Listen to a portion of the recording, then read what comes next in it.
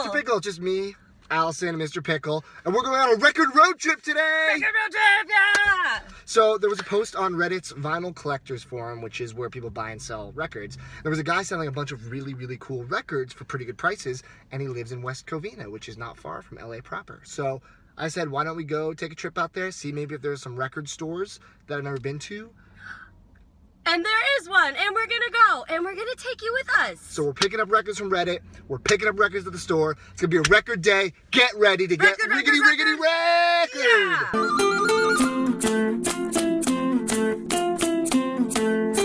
And we're driving. And there's a car. And there's a Matt. And there's another car. And there's a Matt. And there's me. And there's a Matt. And there's the open road. Mr. Pickle got a little scared, so we had to bring him up here with us. Don't ever have kids. We're at Lovell's in Whittier. Come on, Finn, let's go. Going in?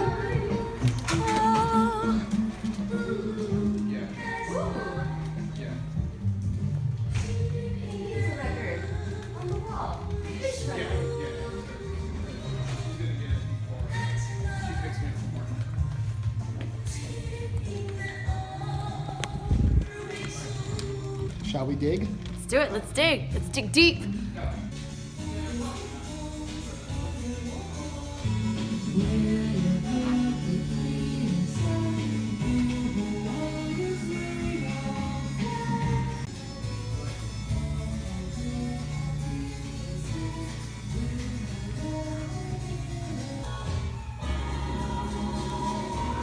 Excuse me, sir.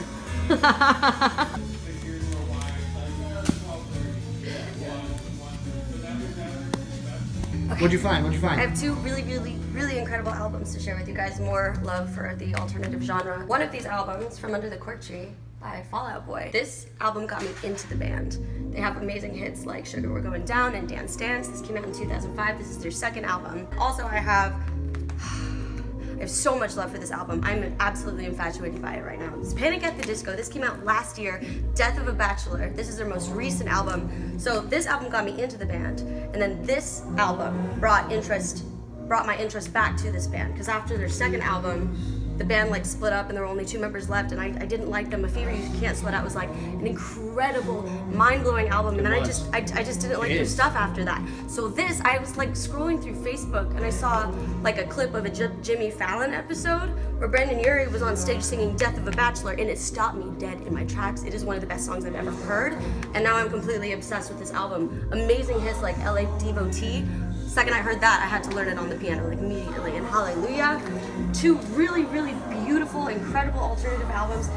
If you haven't heard them, like, get on it. And if you like lost faith in Panic at the Disco, please listen to this. Like, it will change your mind. I can guarantee it. All right, Matt, what do you have for us? A couple good ones. Ready? Yeah. So first up, I found Rah Rah Riot, Beta Love. Now, Rah Rah Riot is a really good indie pop band. They work with a lot of the members of Vampire Weekend and side projects like Discovery, but they're a really good, solid indie pop band. This is their second most recent album. I don't love the full album, but I haven't picked it up yet because I never found it for a really good price, and it's only $4.99.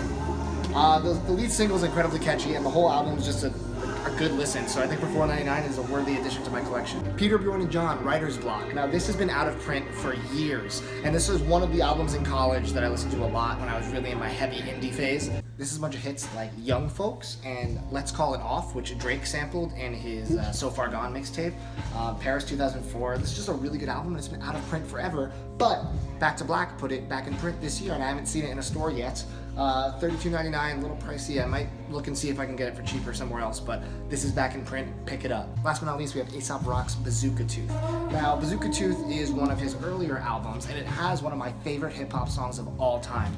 Aesop Rock's a white dude, great rapper, great lyricist. His lyrics are really, he does a lot of tongue twisting, and he spins these weird melodies into his lyrics. It's wonderful. But he has a song called The Greatest Pac-Man Victory in History, which in the middle of the song he breaks down and he starts rapping where every first letter of the words is LSD. So he just goes for like a minute, maybe a minute and a half, where it just goes in that order. So it's That's like crazy. Lazy Summer Days, like some decrepit land shark. That's all I know. I want to hear this. Because I'm not A$AP Rock. The 3-disc LP for $14.99. I mean, that's a pretty good deal. I gotta snag this and jam out to some rock. We had a record-filled day. Yeah, it was a long day. Did you enjoy yourself? I did, but I'm tired. Are you being held here against your will? No, it was Blink worth once it. if you hate this. So I'll elaborate on my story earlier. I went to Reddit on their vinyl collectors forum, which is a place where you can buy and sell records. And there was a guy who was selling a bunch of records, and he was local-ish, 45-minute drive away. Yeah. And his prices were exceptional. So I picked out the ones I wanted, and he cut me a really good deal in bulk because I was willing to pick them up. So we went and picked him up, and He's a nice guy. he was a nice guy. He actually said he's seen this channel before. So if you're watching this video, thanks, man. And I'm gonna show you guys my haul. First up, we have a 7-inch record by Mr. Sufjan Stevens, one of my all-time favorite musicians. This was on his last tour for Carrie and Lowell. This is an incredible album. First of all, you guys know I love Carrie and Lowell. I talk about that album consistently in my videos. But this was a tour exclusive, and there were 2 different versions. There was one on a gray exploding whale variant and one on a 4th of July splatter. Ooh, it looks like candy. Yeah, this is the 4th of July, obviously, because this is a remix of the song 4th of July as well as the song Exploding Whale. Because it's a whale, it's like sci-fi, it's super cool. These were only sold on the tour, and I bought one on the tour, and I actually traded it for something back in the day. So I'm really happy to have it back in my possession for a very reasonable price. He sold it for about half of what it goes for online, which is really nice. That's nice. Yeah, so Sufjan, Exploding Whale, 7-inch. Epic fail. Fail whale. Fail whale. This is my other boy, Jose Gonzalez. The 2 of them are probably my favorite folk musicians that are currently making music. This was a tour exclusive from the Vestiges and Claws tour, which I actually saw him on, but I didn't see this at the merch table, which is maybe it's sold out because it's numbered out of 1,000. This is 296 out of 1,000. You can kind of see that. You probably can't because there's no focus. I like this album art. It's like simple and weird, and I don't know if I'm looking at flowers or... So this is chamber ensemble arrangements of songs from Vestiges and Claws. I am a Jose completionist, so I want to own everything he's ever put on wax. So now I'm one step closer, thanks to my boy from Reddit. Go on the ceiling. That's enough. I don't like the Black Keys. I've said that in many videos, and that's because I'm a big Jack White fan, and I feel like they're feud, I have to take sides. However, in the past 6 months, I've started getting into this album. I know a lot of people think this is not their best, and it's their poppiest one, but these songs are damn catchy. I think that Lonely Boy, Gold in the Ceiling, Sister, this is just a really good poppy blues rock album. This is the standard pressing. I believe it's a gatefold. Let's check it out. There's a deluxe pressing of this too with like a silver kind of chromy cover. But this is, it's just a bunch of Caminos? Yeah. I actually really love this. I mean, more like Los Caminos than El Camino. That's... This one is an album I've listened to a lot more lately for fairly obvious reasons. This is Audioslave's first album. Now, Audioslave did not really get a lot of credit for their later material, but their first album, I think, is stellar, and that's because Mr. Chris Cornell has the voice of a god, rest in peace. And, this is Chris Cornell fronting what might as well be all of Rage Against the Machine minus Zach De La Rocha. There are so many songs off of this album that I listened to in high school and really loved, and I've revisited recently that I'm in this, grunge phase. And, Show Me How to Live, What You Are, Like a Stone, Shadow on the Sun, I Am the Highway, sorry. This whole thing is great, and it's a gatefold, thankfully.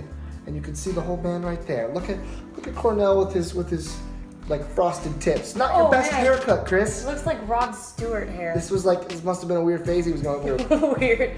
But doesn't make his voice any less powerful, this album any less great. Do you know this? Nope. You will soon. And last but not least, one more on the haul. This is a very rare album that's out of print. This is Born Ruffians, Red, Yellow, and Blue.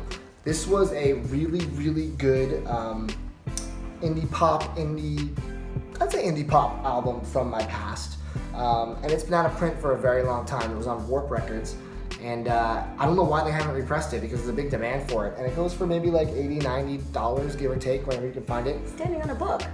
He is standing on a book. I actually got this as trade bait, to be completely honest. I own a copy already of this, but I wanted to have this because he was selling it for really cheap. It was $12 or something. Because the sleeve is super messed up. There's a huge split on top, huge split on the side, but the record itself is supposedly pristine. Honestly, I bet you there's someone who just wants this for the music because it's so good, and I can probably trade it for something really cool. Yeah. Because it's really rare.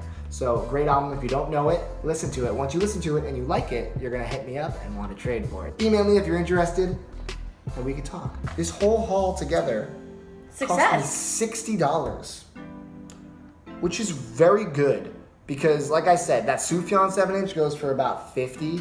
This Born Ruffians in good condition is like $70. This Audioslave tends to go for maybe $25. Black Keys about $20, and the Jose, I don't know, maybe $10. Wow. So that's a steal. He hooked it up. I recommend going to Reddit Vinyl Collectors, and that is the place where you can find sweet deals. This has been another haul video, and we have more cool hauls coming up. Yeah. I can't stop buying records. Yeah. Like this video, share it with your friends, and don't forget to follow Too Many Records _ on Instagram. Go to Allison's Instagram. You'll see a bunch of cool pictures of her doing really crazy like modeling shoots where she's like on fire, and really, really amazing art because she's one of the most talented artists I've ever seen in person. Stop, you're gonna make me blush. Thank you for watching the video. Please subscribe. We'll talk to you soon. Peace.